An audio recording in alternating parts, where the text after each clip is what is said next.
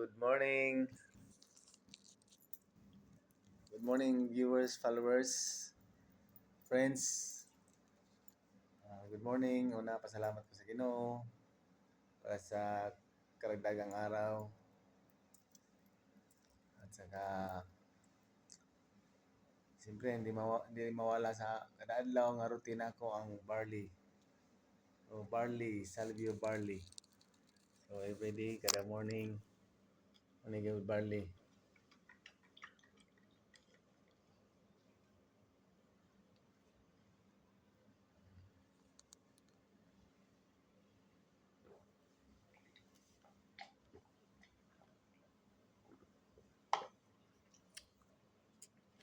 So, barley.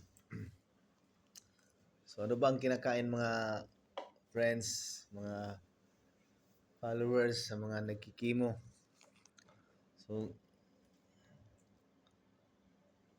ito lang ang kinakain ko tuwing umaga. Kada buntag kani. Itlog, egg. Itlog at saka saging.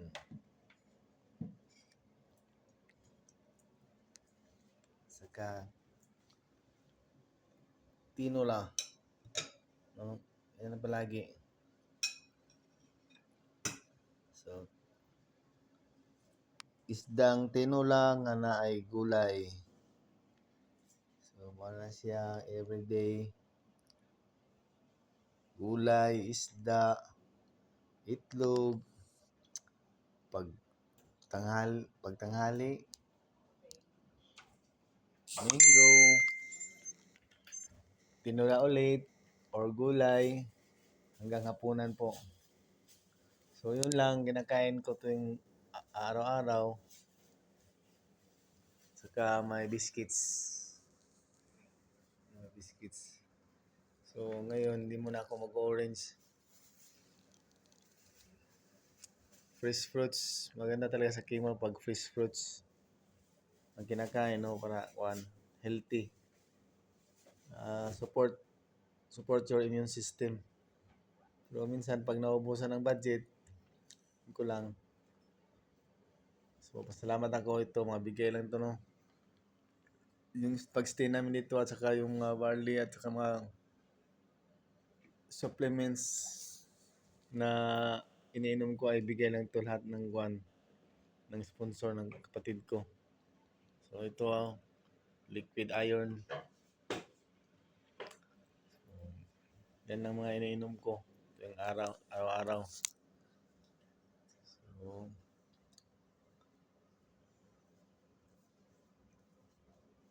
So kain na tayo mga friends and viewers para sa pamahaw. Yan, nag-prepare na po yung misis ko, yung malagang misis ko. Yan. Yung itlog. Saka konting rice lang po, konting rice. Mayroong rice. Gamay lang. Rice ka. Ano yan? Kuya pa gamay din. Oops. Kala. Rice, saka banana.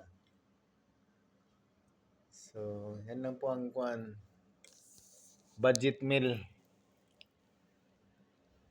So, namin diri sa Tagum karon.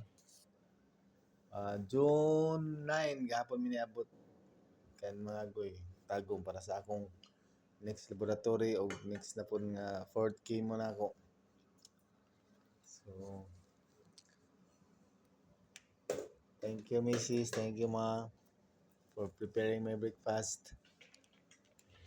So, kain na tayo guys. Kain na tayo. Bye-bye.